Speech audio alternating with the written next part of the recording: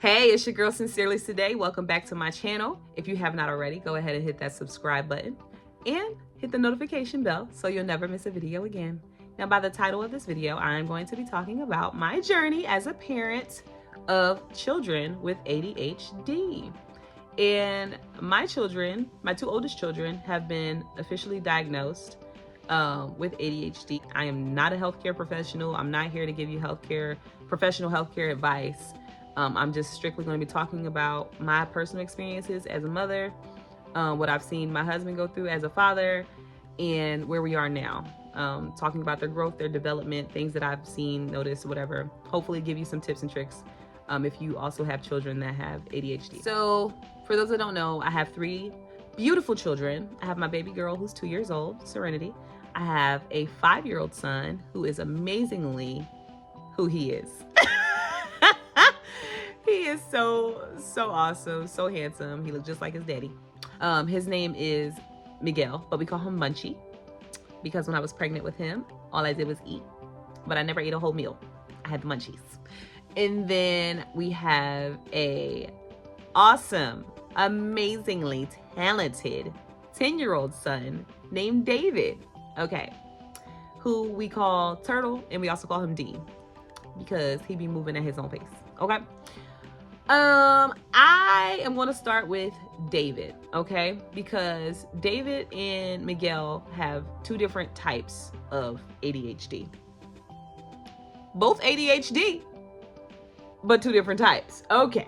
All right. So with David, I want to say he was around like 2.5, 3, when basically the doctor told him, no, he wasn't that old yet. He was about 2. He had just turned 2. The doctor told me that he was going to have like some type of speech delay or whatever, impediment. I was like, what did God say? She basically was like, yeah, he's gonna have some type of like speech delay or whatever. And I was like, okay. And then around 2.5, 3 years old, he was like speaking a mile a minute, like nonstop. And I'm like, okay, clearly the doctor didn't know what she was talking about. But like sometimes he would like talk in circles. And I'm like, okay, this is age appropriate. Like, that's what kids do, you know? They talk in circles. They ask you a whole bunch of questions. It's just nonstop. Around the time he was like maybe 5, 6 years old, we noticed that David, he could not pay attention to anything longer than like 30 to like 60 seconds. It was bad. Like, you got a good 30 seconds to get to your point with David, or you lost him. It's done. It's over. Yeah. His attention span was that of like, you ever see that movie? What was it? I think it was called Up. Okay. And the dog was in there. He was real excited or whatever. And like, he was, I don't know if he was like talking or if he was like wagging his tail, you know, happy with his owner or whatever. And a squirrel ran by and the dog was like, da, da, da, da, squirrel. Love you. My master made me this collar. He is a good and smart master, and he made me this collar so that I may talk. Squirrel! That's David. That's David. If he sees a squirrel or anything, that's not you. You've lost his attention. So around the time he was about like 8 years old, we officially took him to a psychologist. We did like Vanderbilt forms. We went through the whole process and they officially diagnosed him with ADHD, the inattentive type. Now, this was my first time hearing that someone who wasn't considered hyperactive had ADHD, and that there were multiple types. Like, there's a whole like spectrum of ADHD, ADD. It's a whole thing. It's a whole thing. Like I said, I'm not a healthcare professional, okay? I can only talk about my experience. Yeah, he was officially diagnosed, but he had to change schools at 8 years old. And we were sad about that because we had literally just moved him to that school the year prior because we wanted him to have like that whole private school, Christian school experience, but they didn't have anything in place to cater to what he needed, his 504 plan. And then we were also trying to see if he needed an IEP, the individualized education plan. So they didn't have anybody there to help him with that. So we had to change his school. He had to change to a public school, and which he's still at. So that was around the time he was 8. Also around that time, we noticed that his grades were suffering. Like, he was making less than stellar grades. Now, this is coming from someone who only made A's and B's in school. So I've had to learn to not be so hard on my children when it comes to their grades. And the Lord definitely stretched me when it came to David's grades. Definitely stretched me. Whew. We had to talk to his school counselor. Once we talked to the school counselor, they got a 504 plan in place. And basically a 504 plan is just like a specialized plan for the child and their teachers. It helps the teacher know how to teach them, and then it also helps the child to be able to learn more effectively, especially with someone who has his type of ADHD. So with him, it's like he gets math homework every day. With him, his math homework is limited, or he only has to do like the first page, and just different things that they've implemented, like testing. Like he can test in a smaller setting, or he can use earphones, and just different things that we are trying to use to help him out. I want to say ever since we implemented those things in his 504 plan, his grades have gone up drastically. He now has like A's and B's and I think like 1 C.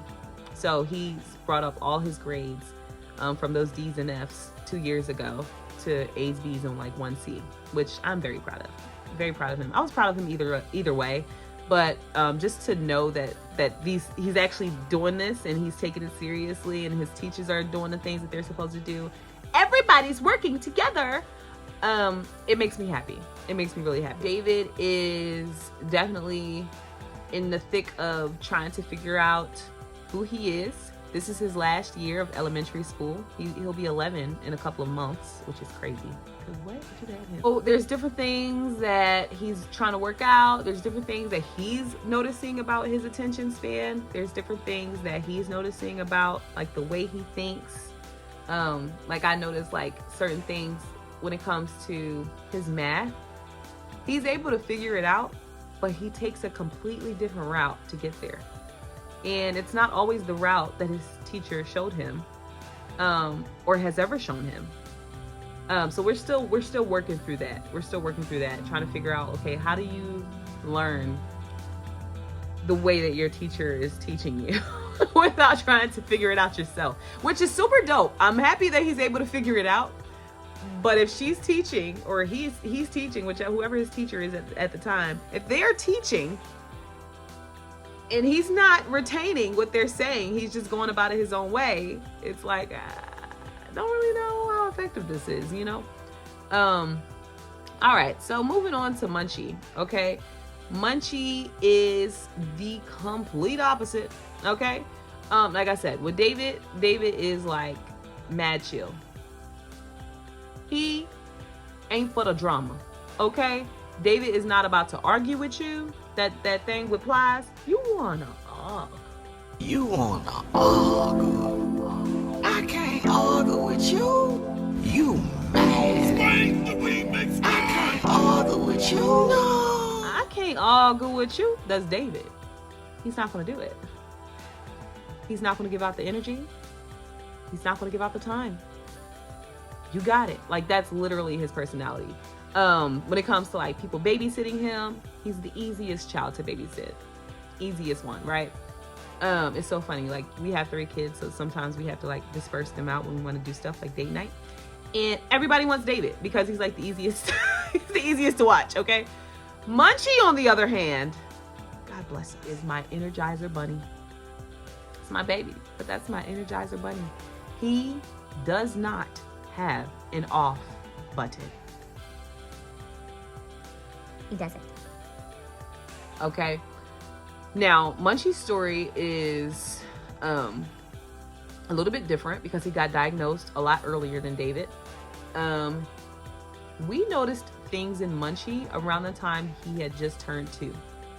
Now, my story with Munchie is always going to be a little bit biased because I feel like Munchie did not have ADHD, and I know he was young, but you know, sometimes babies show you who they are, right? He was not like a hyperactive child until January 2020. Now, we take some time to rewind back, right? What was happening in January 2020? Well, for my family, we experienced COVID before it had a name, okay? And Munchie had a seizure. They called it a febrile seizure. And in our healthcast today, another really just curious finding about COVID. In some people, it appears to induce seizures, even for those who've never suffered anything like an epileptic seizure in the past. There are two possibilities. The first one, the patient may develop a complication from the COVID, for example, stroke, hemorrhage in the brain, encephalitis, which means an inflammation of the brain, encephalopathy, that may lead into seizures or even eventually to epilepsy. Or you may develop or you may have a seizure just because of the coronavirus. We don't know why it happens. He experienced a seizure, and I kid you not, from that day, Munchie has been on 100.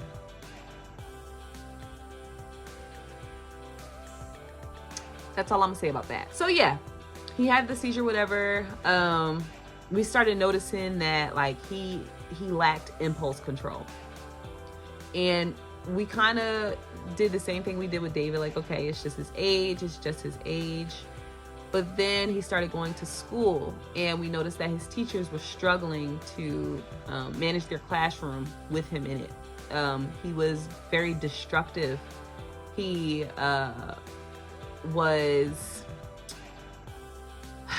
was not the best when it came to getting along with his friends. He was he wasn't like mischievous, like he wasn't like malicious, but he was like, I'm gonna do it because I want to try it. And he's still like that to this day. So around the time he was 4, I think he was like 4.5. Munchie was at this school, and basically he got expelled. Munchie got kicked out of the school.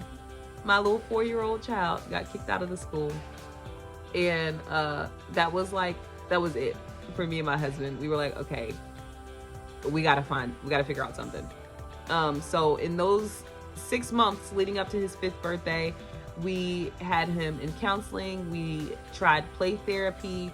We eventually took him to a licensed psychologist where he was diagnosed officially with 2 things. He was diagnosed with ADHD, the combined type, meaning he has all types. His attention span is short, he's hyperactive, he lacks impulse control, all those things, right? And then he also has an adjustment disorder, which I had never heard of.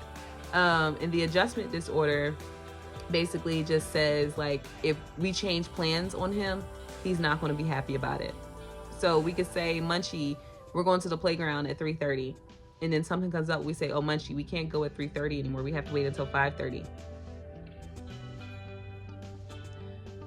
So yeah, so that's when he was officially diagnosed with ADHD, and we have now taken that to his school. They're implementing a 504 plan. We're getting him into anger management counseling, and his school counselors do stuff with him throughout the week. So we're still working through that.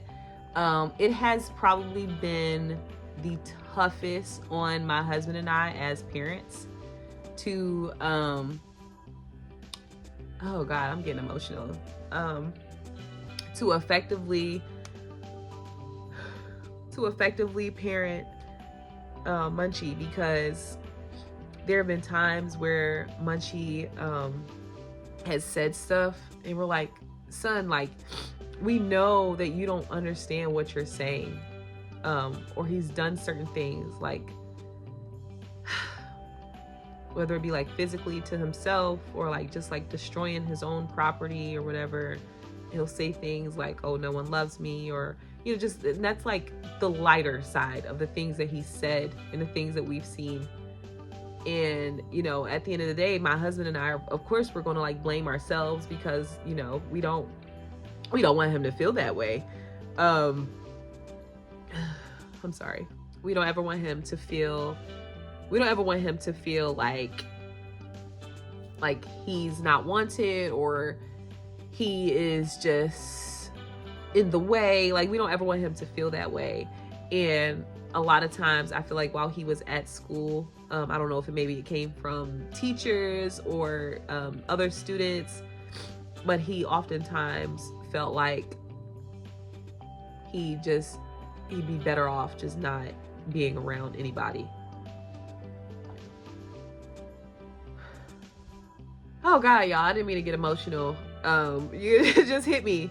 Like I said, we're still in the thick of everything, so we're still figuring things out. Like, we honestly haven't even started anger management counseling. Like, we were just referred, so we're still trying to figure out what that looks like. But with Munchie, it has been a very difficult and different journey. Very different than our journey with David. Not to say that it's like worse or like, you know, but it's been different in the sense that, of course, they have two different ADHD types. They are night and day. If Munchie is day, David is night. Like, they're two different people with similar disorders. So it's been challenging. But I think the most challenging thing, I wouldn't say the most challenging thing, I would say the most eye-opening thing throughout this entire process is I went back to counseling. I went back to seeing a counselor, and the counselor basically told me that I also have an adjustment disorder. An undiagnosed adjustment disorder. And she also said that I may have ADHD as well. And I remember, like, maybe a year and a half, 2 years ago, I was like, what is going on? Like, all my kids have ADHD? Like, what's happening? They got it from me! Me? Am I the drama? I don't think I'm the drama. Maybe I am. Am I the villain? I don't think I'm the villain. They got it from me. But yeah, she said that stems from, you know, childhood trauma, childhood stuff, just, you know, my constant instability growing up made it hard for me to adjust to different things. Like, I think she said I always longed for like lasting relationships, or always longed for stability. I've always longed for things to go in my favor, because for so long it didn't. And for so long we moved from house to house, and for so long people would come into my life and then they would leave, or I would have to leave because I would have to move. Like, it was just so much instability that I developed an adjustment disorder. And when she told me that, I looked at her and was like, girl, don't you ever tell me about my life again. Because, like I said, I'm not officially diagnosed with anything. This is just from her 35 plus years of experience and observations. This is what she said. She believes I have an adjustment disorder and a slight form of ADHD. Now, getting into the parenting tips and tricks. I don't know if I have any tricks, okay? I can definitely give you some things that have worked out for me. But every single child is different. I mean, that kind of goes without saying, but I have to say it because I think sometimes people get to this place where they're like, okay, there's going to be like either this quick fix, or like there's going to be something that's just going to help me out. Like, a lot of times you make it up as you go. Like, if anything, you know your children more than anybody, or at least you should. You're going to know what's going to work for them and what's not going to work for them, as long as you keep on working, as long as you keep on trying to figure it out. Like I said, David and Munchie are like complete opposites. D is like very laid back, very chill. He does not like, you know, the drama. He's not with it. Whereas Munchie is like always on go. He's always on 100%. He always wants to be up doing stuff, doing things, just like his daddy, who probably is also undiagnosed with ADHD. But, you know, they're very much like their parents. But yeah, like we have to parent them differently. And with Munchie, I have to be more hands-on, if that makes sense. Like I have to be, like every parent should be hands-on, but I have to be more like, I have to lead him. I have to lead by example, which we should be doing anyway. But I have to lead Munchie by like showing him, hey, this didn't hurt me, you should try it. Or hey, let's go this way. Or hey, maybe we shouldn't do that. See, I'm nice to my friends, you could be nice to your friends. Like I have to parent him in that way. Whereas David, I really just have to tell him multiple times. I don't really have to show him anything. I just have to tell him multiple times. When it comes to disciplining them, like David, I really don't have to do too much. Like honestly, all I really have to do is just like look a certain way. Like he kind of knows my facial expressions when I get the mommy look, or if he knows that I've repeated myself multiple times and my tone changes, he's like, okay, mommy's not playing. Let me get my stuff together. Whereas with Munchie, we've tried all types of things. Timeout. We've tried taking away technology privileges. Oh, and that's another thing that'll get them. Like David, you take away his technology, his whole heart just breaks. Like his world just comes crumbling down. You take away Munchie's technology, you probably should have just let him keep it, because he's going to be drawing on the walls. He's going to be flipping off the walls, literally. So there's just different things. Like you really have to learn your children and learn how to parent them, because they're all going to be different. And even with Serenity, like she's not, you know, diagnosed with anything, but like we have to parent her differently too. Something else I want to say is making sure you're working with your child's school.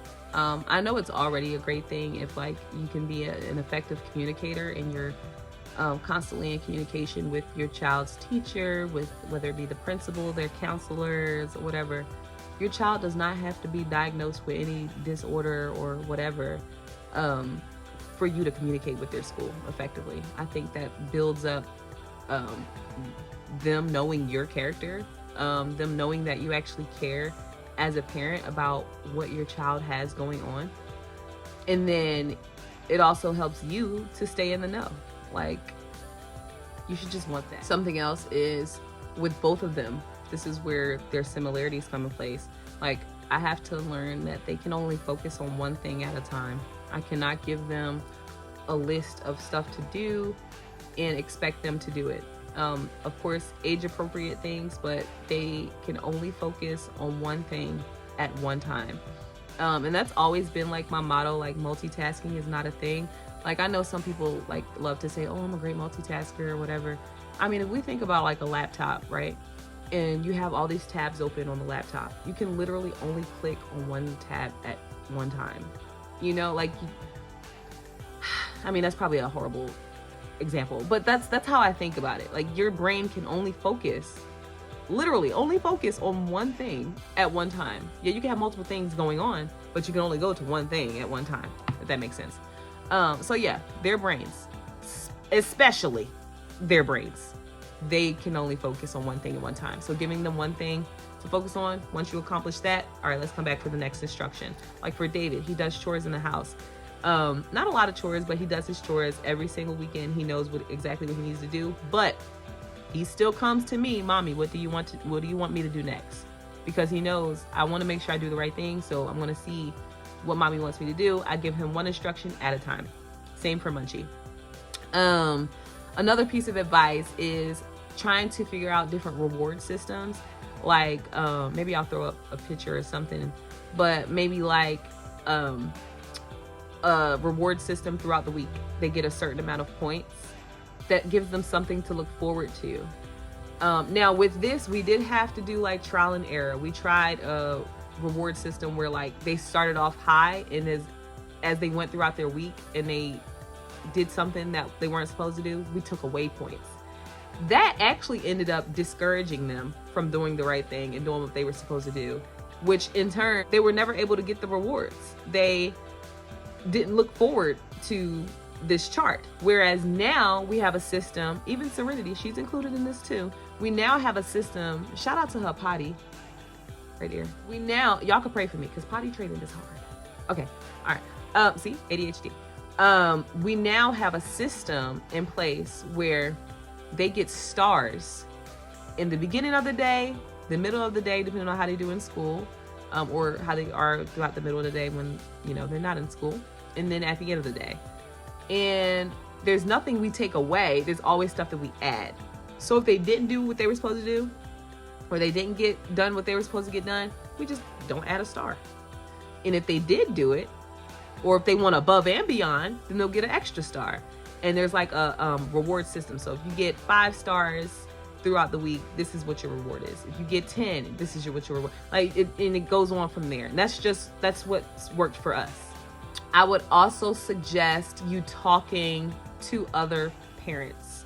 I have a best friend whose daughter is not diagnosed, but she's almost certain that she has ADHD too. And we kind of talk through some of those parenting challenges with each other. And I feel like, yes, it's not necessarily, you know, I'm seeking professional advice or anything like that, but it's a safe place because we both are experiencing similar things as parents. I would probably say my last 2 tips would be to discipline with care and warmth, if that makes sense. Like, don't just discipline them just to be talking or just to be yelling or just to be doing something because you're the parent. Like, no. Discipline them with a purpose in mind. Okay, I'm disciplining you right now because whatever, state the reason. In about 10-15 minutes we'll talk through this and see where you are, or, you know, whatever your strategy is. Like, discipline with purpose. I feel like sometimes kids with ADHD, like, their minds can like go all over the place and have them thinking everything within like 2 minutes. And what we don't want them to think is that their parents don't love them, or, you know, like we don't have their best interest at heart. So myself and my husband, we make it our mission to make sure that our children feel loved even throughout the discipline process. Also, setting clear expectations. What is it that you want your child to do? Tell them exactly what you want them to do. They cannot read between the lines, especially kids with ADHD. They're just not going to. Even if they could, they're not going to. They're not going to read between the lines. They're not going to read your mind. They're not going to do it. Set clear expectations. What it is that you want them to do. And I said that was like the last one. I actually have like a couple more. But yeah, what is it that you want them to do? Be specific. I know, me personally, I like for people to be specific with me. Yes, I'm a very creative person. I can kind of connect dots on my own, but the more details you give me, the better off I'm going to be. Set clear expectations. Spending alone time with them. If you have multiple kids, it is so important for your children to know that you care about them as the individual, not just as a part of your crew. Like, not just as a part of your children. They want to know that you care about them as the individual. And you can never stop doing that. Even into adulthood, you have to do that. And I would probably say the last thing is just love over everything else. Like, these are your children. They're your children. You're not going to always get it right. They're definitely not going to always get it right. But you are the first example of love in your child's life. And all they care about. You can buy them the most expensive clothes. You could buy them the most extravagant trips for experiences, which is really good, by the way. But they want to know that they're loved. And the way that you show them that you love them is by nurturing their needs, by listening to them, talking to them, making sure that they are taken care of, well taken care of, they're healthy. They need that over anything else. Loving them is the most important thing. Loving them correctly is the most important thing. And the only way you'll know how to love them correctly is if you actually spend time with them. You'd be surprised about how many parents I meet on a day-to-day basis that know nothing about their children. And I'm like, how do you expect them to listen to you? Or how do you expect them to respect the rules in your home when you don't even know who they are? They don't know you, you don't know them. A lot of the times that children come back with childhood trauma. You know, I say children, but adults come back with childhood trauma, and you know they don't really know how to dissect it, is because they weren't properly loved and cared for as a child. Now, going back to what I said, no one is perfect. I'm not perfect. Please don't put that on me, that pressure on me, okay? My husband isn't perfect. None of us are going to always get it right, but we should always want to get it right. And that makes the difference. That makes all the difference. So yeah, if y'all could please, if you are someone who I know your prayers can reach heaven, continue to pray for us, the Slaughter family, as we continue to grow and learn our children's differences, as they both have ADHD, but two very different types of ADHD. And then also help us to not forget the child who doesn't have ADHD, Serenity. She is very much still here. And while her brothers have real needs, she does too.